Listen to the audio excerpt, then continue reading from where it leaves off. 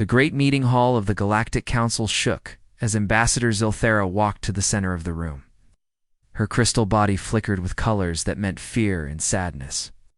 She had traveled from the far edge of the galaxy to bring terrible news. Around her sat beings from 1,000 different worlds. Some looked like giant insects with many arms. Others were made of living rock that glowed from inside. A few were just floating balls of light that spoke through music. They'd all come to hear what she had to say. "My friends," Zilthara said, her voice echoing like wind chimes, "we are dying." The room fell silent. Even the musical light beings stopped their humming. For 3 months, the Kethmori horde has been destroying everything in their path. They do not want our resources. They do not want our planets. They want to watch us suffer and die, and they are very good at it. On the walls around the Great Hall, images appeared showing the destruction. Whole star systems had been reduced to floating debris. Beautiful worlds that had taken millions of years to grow were now nothing but ash and broken rock. "We tried everything," Zilthera continued. "The warrior poets of Andromache 7 were our greatest fighters. They lasted 2 hours against the Kethmori. Crystalline Empire sent their strongest defenders, beings made of pure diamond who could not be broken. The Kethmori shattered them like glass. A being that looked like a walking tree raised one of its branch arms. What about the energy creatures from the Nexus? They cannot be touched by physical weapons." Zilthara's colors grew darker.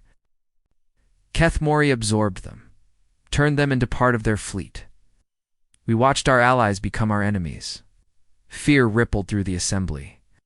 These were the most advanced civilizations in the galaxy. If they could not stop the Kethmori, who could? In the back of the hall, a small insect-like creature named Kexai quietly worked at a computer terminal. As a junior archivist, he was not important enough to speak at the great meetings, but he was very good at finding information that others missed.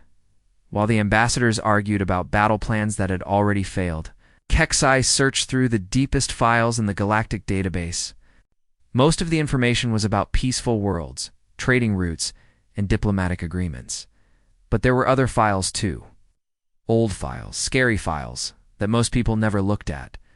Forbidden Worlds read one section. Quarantine zones. Death. Planet's Kexai's compound eyes widened as he found what he was looking for. A single entry buried under layers of warnings and security locks. The file was marked with symbols that meant extreme danger in 17 different languages. Sol 3, the file read, Classification, Death World, Inhabitants, Status Unknown, Last Contact, 247 standard years ago. Reason for quarantine, planetary conditions incompatible with known life. Kexa opened the file and felt his breath catch. In his throat, the third planet from a small yellow star was impossible. The gravity was so strong it would crush most galactic species. The atmosphere was full of a deadly gas called oxygen that burned through living tissue. The weather included storms that could level cities and ice ages that could freeze entire continents. But the most frightening thing about the planet was not its dangers. It was that life had somehow survived there anyway. The file showed readings from the planet's surface. Despite all the terrible conditions, the world was full of living creatures. Not just simple bacteria, but complex animals. And even signs of intelligence. Radio signals had been detected over 200 years ago, along with evidence of cities and technology. Then suddenly, the signals had stopped. They probably killed themselves, most experts had concluded. Young species often destroy their own worlds with war or pollution. Another tragedy, but not our problem. But Kexa noticed something others had missed. The planet's life readings had not decreased after the radio signals stopped. If anything, they had grown stronger. The world was more alive now than it had been when they first detected it. What kind of creatures could survive on a world that would kill everything else in the galaxy? What had they become during their centuries of silence? On the main floor, the debate was getting heated. Ambassador Korath of the Silicon Collective was waving his rocky arms in frustration. "We have tried every weapon, every strategy, every alliance. Nothing works against them. Then we surrender," said another voice. "Evacuate what worlds we can and flee to other galaxies. There are no other galaxies. Zilthara's colors flashed bright red with anger. The Kethmori have been doing this for millions of years. They have consumed entire galactic clusters. If we run, we only delay our extinction. Keksai looked at the impossible readings from the death world called Sol3. In his mind, he tried to imagine what kind of beings could evolve in such a terrible place. They would have to be incredibly tough just to survive. They would need to be smart to build tools that could protect them from their own planet. They would have to be aggressive to compete with other deadly creatures. Most importantly, they would have to work together. No single creature could survive on a death world alone. Slowly, Keksi raised one of his thin arms. His voice was quiet, but the chamber's communication system picked it up and broadcast it to everyone. "Excuse me," he said. "I think I found something." The great ambassadors turned to look at the small archivist. Some seemed annoyed that their important discussion was being interrupted by someone so unimportant. "What is it, young one?" Zilthara asked kindly. Keksai's wings buzzed nervously. "There is a world, a death world. We classified it as uninhabitable, but the life readings suggest otherwise. The inhabitants went silent over 2 centuries ago, but they are still there, still alive, still growing stronger." "Impossible," scoffed Ambassador Korath. "No species can survive on a true death world." "These apparently did," Keksai replied. He transmitted the file to the main displays. The assembled beings gasped as they saw the readings. The gravity, the atmospheric pressure, the radiation levels, the extreme weather patterns. It was a nightmare world that should have been completely sterile. "What are you suggesting?" asked Zilthara. Keksai took a deep breath. "Maybe we should ask them for help." The hall erupted in noise. Some beings laughed at the idea. Others were horrified. A few seemed intrigued. "You want us to contact a species we know nothing about?" demanded Ambassador Korath. "A species that survived on a world that would kill us just by being there. What makes you think they would help us? What makes you think they would not?" Keksa replied. "Every other species in the galaxy has tried to fight the Kethmori with peaceful methods, with honor and dignity and civilized warfare. All of those species are now dead." He gestured to the displays showing the death world. "These beings learned to survive in a place where everything wanted to kill them, where cooperation meant life and failure meant extinction. They did not have the luxury of being civilized. They had to become something else." Zilthara studied the readings carefully. The planet's electromagnetic spectrum showed signs of massive industrial activity. Nuclear power signatures suggested they had advanced technology. But there were other signs too. Chemical signatures that suggested they had weapons that could sterilize their own world several times over. "They are dangerous," she said quietly. Keksi replied. "So are the Kethmori." The debate continued for hours, but eventually a decision was reached. They would send a message to the death world, a simple distress call, asking for help. If the inhabitants were dead, there would be no response. If they were alive but unwilling to help, they could simply ignore the message. But if they were alive and willing to help, perhaps the galaxy had a chance after all. As the great ships prepared to broadcast the message across space, none of the peaceful aliens could imagine what they were about to unleash. They thought they were calling for help from fellow civilized beings. They had no idea they were about to wake up the monsters. Captain Jake Morrison was drinking his 3rd cup of coffee when the signal arrived. It was 2:30 in the morning at Lunar Station Alpha, and most of the night shift was half asleep. The coffee was terrible, but it kept him awake during the long hours of monitoring empty space. The first sign that something was wrong came from the main communication array. Warning lights started flashing red, and alarms began to sound throughout the station.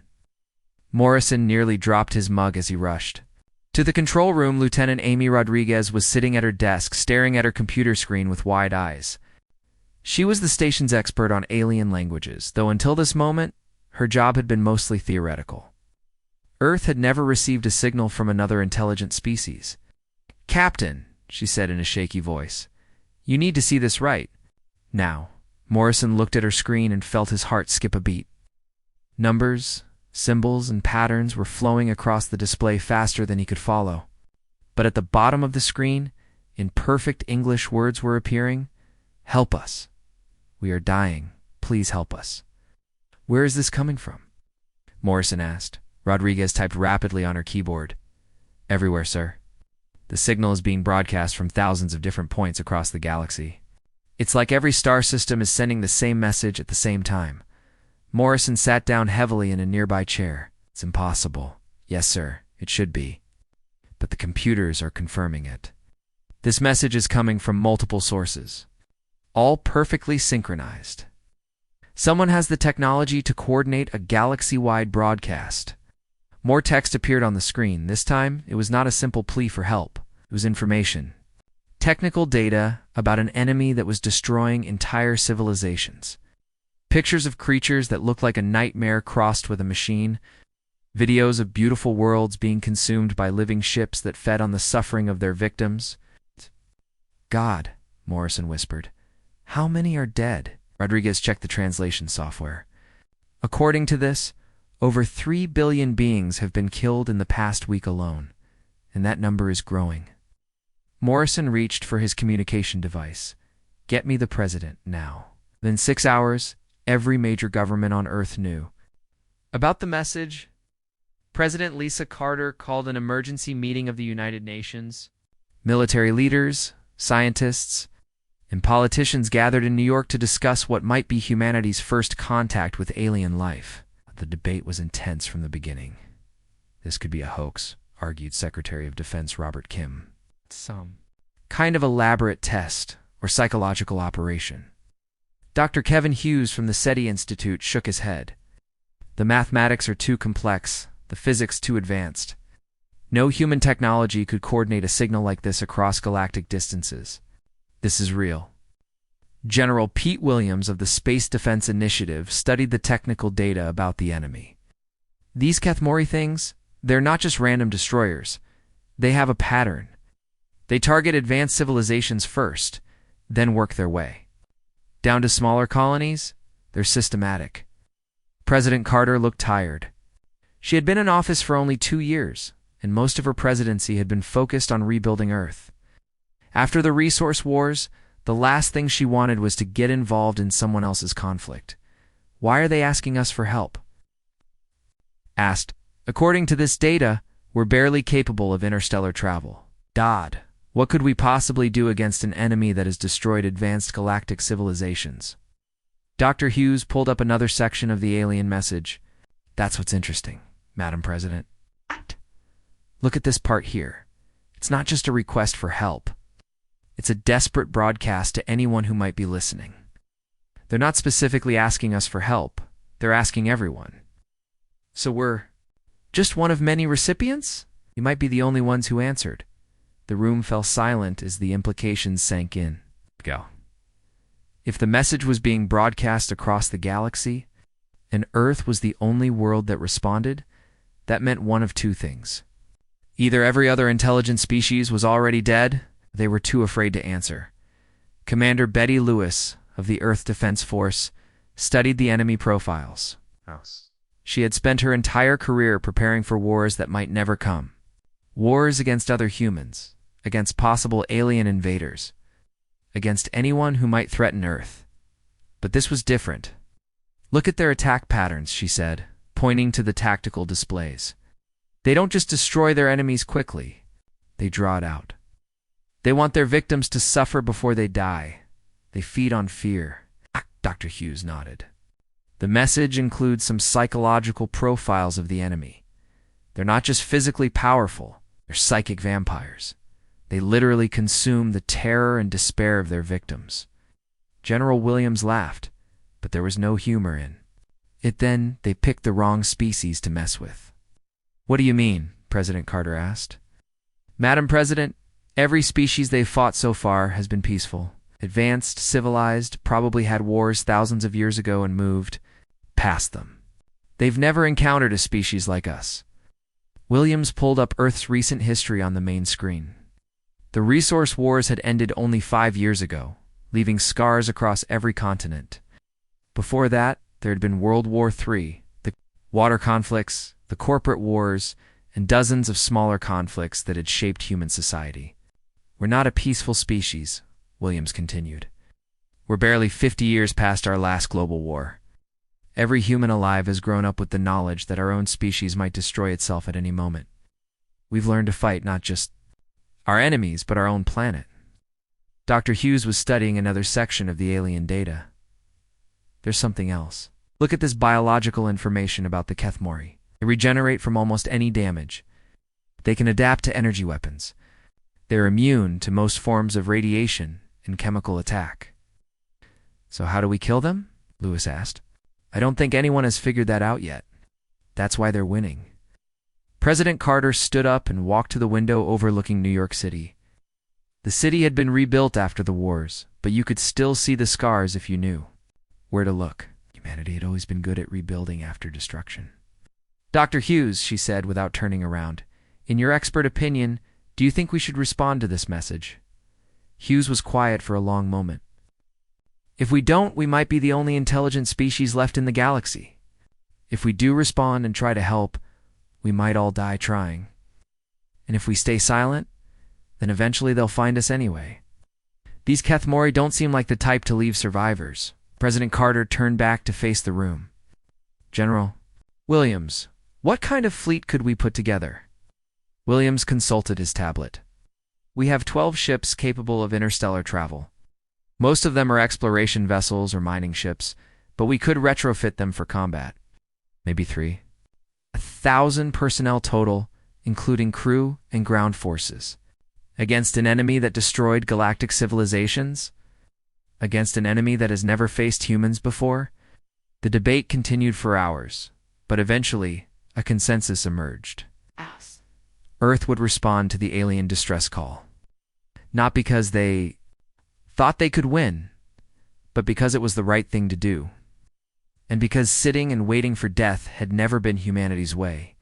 As the meeting broke up, Dr. Hughes approached President Carter privately. Madam President, there's one more thing from the alien message that I didn't mention in the meeting. What is it?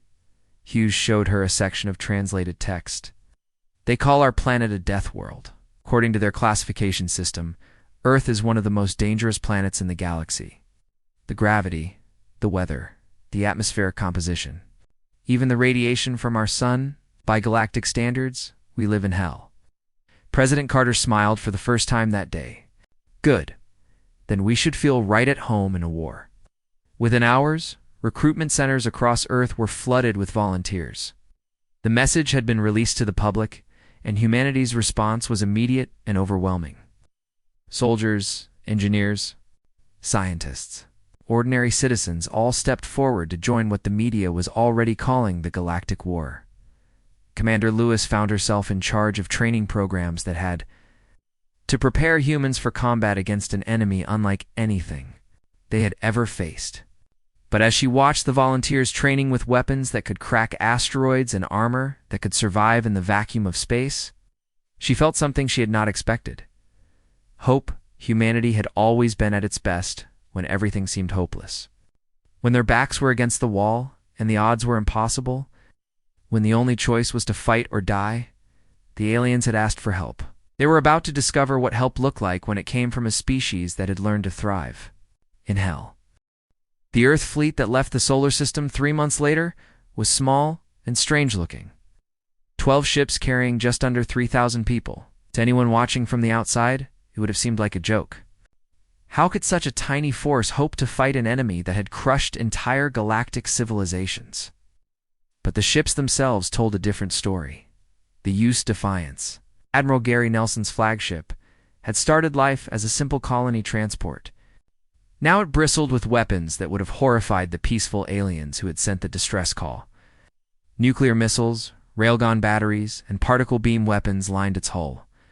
The ship's computer systems had been upgraded with artificial intelligence, programs designed for one purpose: finding the most efficient way to kill an enemy. Admiral Nelson stood on the bridge, watching the stars stream past as they traveled. Through hyperspace, he was a tall man with gray hair and tired eyes. He had fought in the resource wars and knew what it meant to face an enemy that would not surrender and could not be reasoned with. Admiral called Lieutenant Commander Susan Murphy from her station. We're receiving regular updates from the Galactic Council. The situation is getting worse. Nelson nodded. Every day brought news of more destroyed worlds, more dead civilizations. The Kethmori were not slowing down. If anything, they seemed to be getting stronger as they consumed more victims. Any word on enemy positions? Yes, sir. Long-range sensors show a massive Kethmori fleet moving toward the Centauri cluster, 300 inhabited worlds, over 50 billion people. Nelson did some quick calculations in his head. At their current speed, the human fleet would arrive at the cluster just hours before the enemy. There would be no time to evacuate the civilians, no time to set up proper defenses. Then we stop them there, he said simply. Major Carl Davis was in the ship's training bay, working with his Marines on combat techniques. Davis was a short, stocky man who had earned his rank fighting in the underground tunnels of the resource wars. He knew how to kill enemies in close combat, and he knew how to train others to do the same. The Marines were practicing with weapons that the peaceful galactic species had never imagined. Explosive charges that could be detonated manually, flamethrowers that burned at temperatures hot enough to melt steel, and armor-piercing bullets that could punch through spaceship hulls. Remember Davis told his soldiers, everything we know about the enemy comes from races that fight clean. Energy weapons, shields, honor codes. These Kethmori have never faced anyone who fights dirty. Sergeant Helen Brooks raised her hand. She was one of the few female Marines in the unit, but she had proven herself in urban combat during the resource wars. Major, what if their regeneration abilities make conventional weapons useless? Davis smiled grimly. Then we use unconventional weapons. Poison gas, biological weapons, nuclear devices, whatever it takes. The other Marines nodded. They understood. This was not a war for territory or resources. This was a war for the survival of all intelligent life in the galaxy. Rules and honor codes were luxuries they could not afford in the ship's science bay. Dr. Kevin Hughes was studying every piece of data they had about the Kethmori. He had volunteered to join the mission because he believed first contact with alien life was the most important moment in human history. He just had not expected that first contact to involve so much violence. The psychological profiles are fascinating, he told his assistant, Dr. Rachel Green. The Kethmori feed on negative emotions, fear, pain, despair, but they don't seem to understand positive emotions at all. What do you mean? Green asked. Look at their attack patterns. They always give their victims time to realize they're going to die. They want to generate as much terror as possible before the final kill. But they've never encountered a species that might actually be happy to fight them. Green looked confused. Happy to fight them? Hughes pulled up psychological profiles of the human crew. Look at these readings. Stress hormones are elevated, yes. But so are endorphins, adrenaline, and other chemicals associated with excitement and anticipation. Half our crew is actually looking forward to this battle. It's insane. That's human. In another part of the ship, Commander Betty Lewis was working with the tactical team to develop battle plans. Lewis had spent her career studying alien combat techniques, even though until recently no aliens had been available to fight. Now all that theoretical knowledge was about to be put to the test. Key is understanding how they think, she explained to her officers. Every species they've faced has tried to minimize casualties, preserve infrastructure, fight honorably.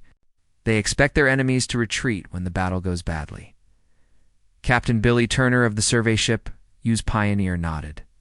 So we do the opposite. We fight like we have nothing to lose. Exactly, because we don't. Lewis pulled up tactical displays showing Kethmori's ship formations. They always leave escape routes open for their enemies. They want survivors to spread fear to other worlds. But what if we don't try to escape? They won't know how to react, said Lieutenant Colonel Roy Stone. Their entire strategy is based on psychological warfare. If we're not afraid, their main weapon becomes useless. The journey to the Centauri cluster took 3 months. During that time, the human fleet received constant updates from the Galactic Council. The news was always bad.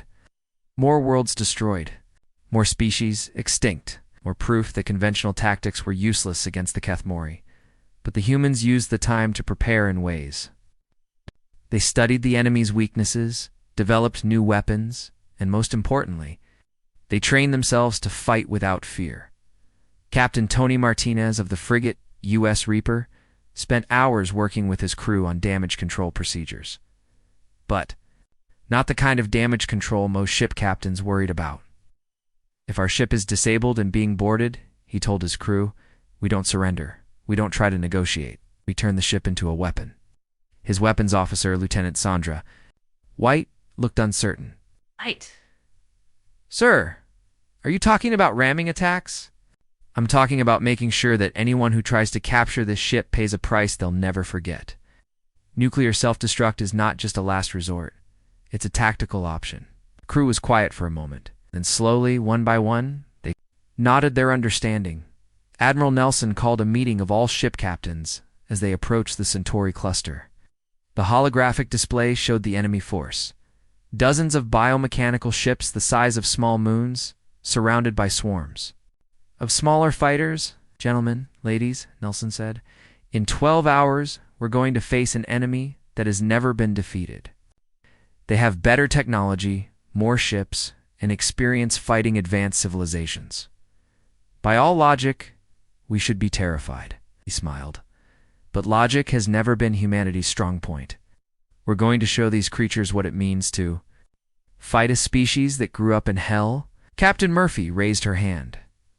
Admiral, what are our rules of engagement? There are no rules. We use every weapon we have, every dirty trick we can think of, and every advantage our Deathworld upbringing gave us. We don't fight to win gracefully. We fight to make sure that even if we lose, they'll remember us. As the meeting broke up, the captains returned to their ships with new orders. But more importantly, they returned with something the Kethmori had never faced before. It's an enemy that was genuinely excited about the prospect of battle. Dr. Hughes was monitoring communications when the first contact occurred. The Kethmori fleet had detected the approaching human ships and was transmitting what appeared to be a standard intimidation message. Surrender now, and your deaths will be swift, the alien voice said in perfect English. Resist, and we will feed on your suffering for eons. Admiral Nelson's response was broadcast on all frequencies. This is Admiral Gary Nelson of the Earth Defense Force. We have a message for you. He paused for a moment, then continued. Picked the wrong species to threaten.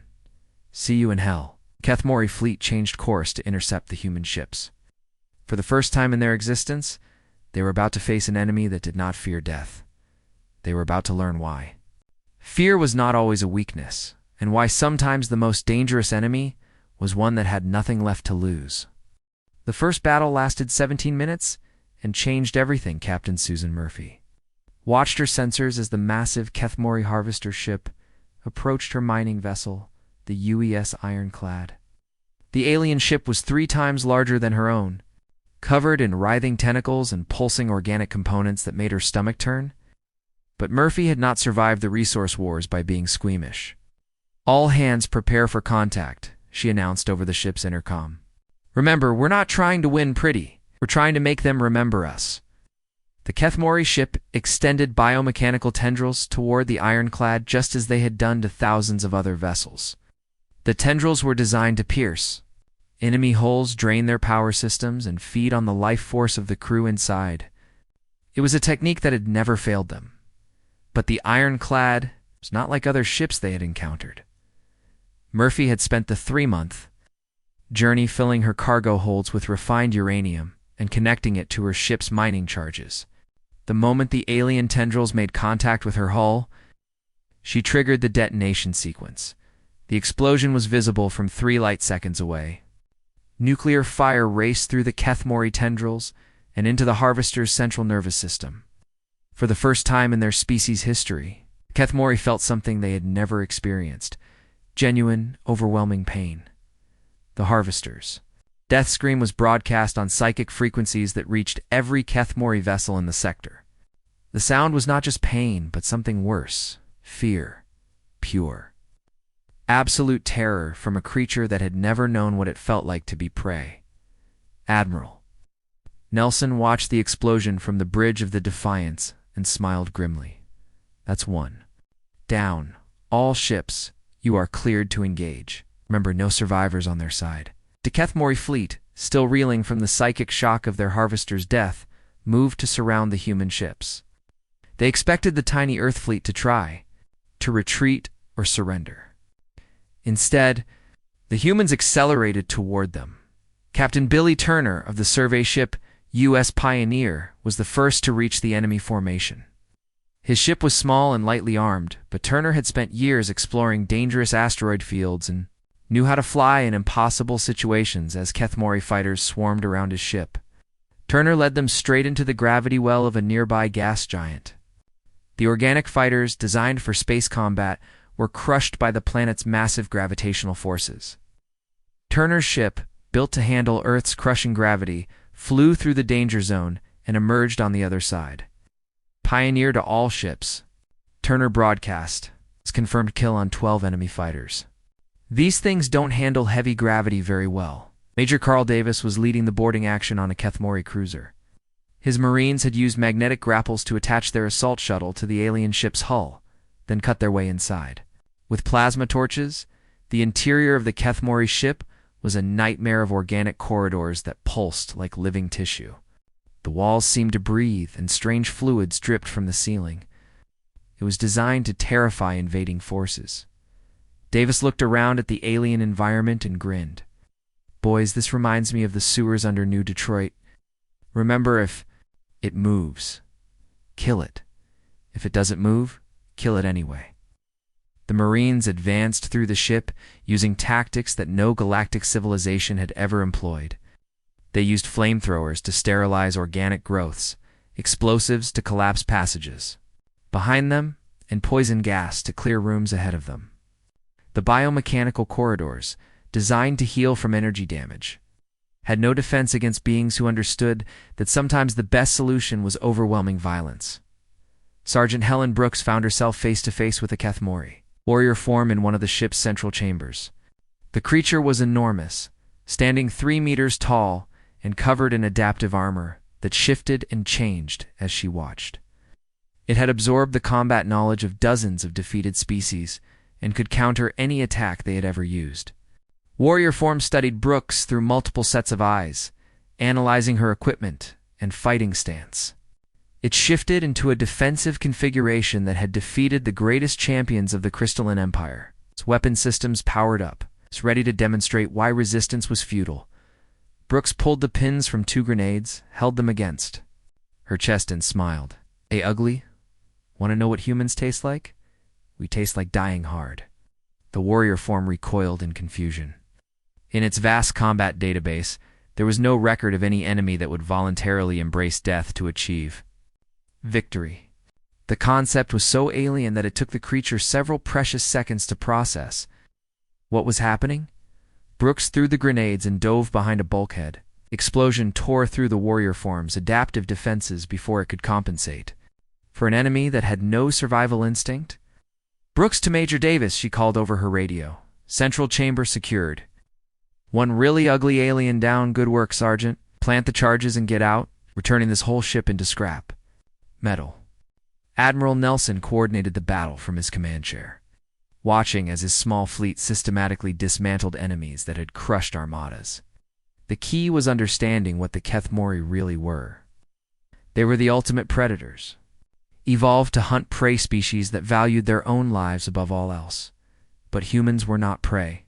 Humans were also predators, and they had learned something the Kethmori never had. Sometimes the best way to win was to make sure your enemy could never forget the cost of fighting you. Captain Tony Martinez demonstrated this principle when his frigate, the UES Reaper, was caught between 2 Kethmori cruisers. His ship was heavily damaged, and his crew was down to half strength. By any reasonable measure, he should have tried to retreat. Instead, Martinez accelerated toward the larger of the 2 enemy ships. "All hands, this is the captain," he announced. Over the intercom, "It's been an honor serving with you. Oh, Earth." We opened the door. As his ship approached the Kethmori cruiser, Martinez activated the ship's communication system and began broadcasting human music on all frequencies. Death metal, war songs, funeral dirges, and the hymns that soldiers sang when they knew they were not coming home. The Kethmori, accustomed to hearing screams of terror and pleas for mercy, reacted with something approaching panic as the music filled their psychic senses. These were not the sounds of prey animals. These were the sounds of predators preparing for battle. The Reaper struck the Kethmori cruiser at ramming speed. Its nuclear reactor set to overload on impact. The explosion destroyed both ships and sent shockwaves through the enemy fleets. Psychic Network. Dr. Kevin Hughes. Monitoring the battle from the Defiance's science station. Watch the psychological effects ripple through the Kethmori formation. Admiral, their coordination is breaking down. Reading massive spikes in what I can only describe as fear responses. Nelson nodded. They've never faced an enemy that fought back like this. Signal all ships. Press the attack while there. Confused, the battle continued for 3 hours. When it was over, the human fleet had lost 4 ships and nearly 1,000 people, but the Kethmori force had been completely destroyed. More importantly, word of the battle spread through the enemy's communication network at faster than light speeds. For the first time in their species' history, the Kethmori experienced something they had never felt before. The knowledge that there was something in the universe more dangerous than they were. Lieutenant Commander Sandra White.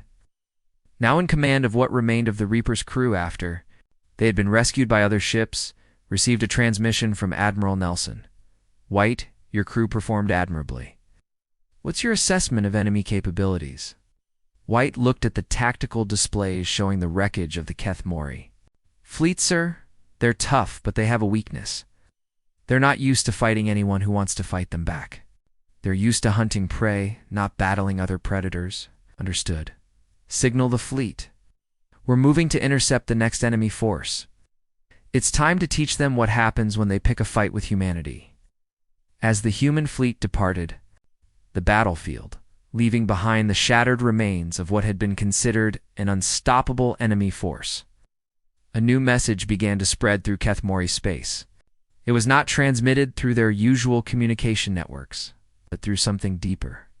The collective psychic consciousness that connected their entire species. The message was simple and terrifying. There were things in the darkness that hunted the hunters, and they were coming.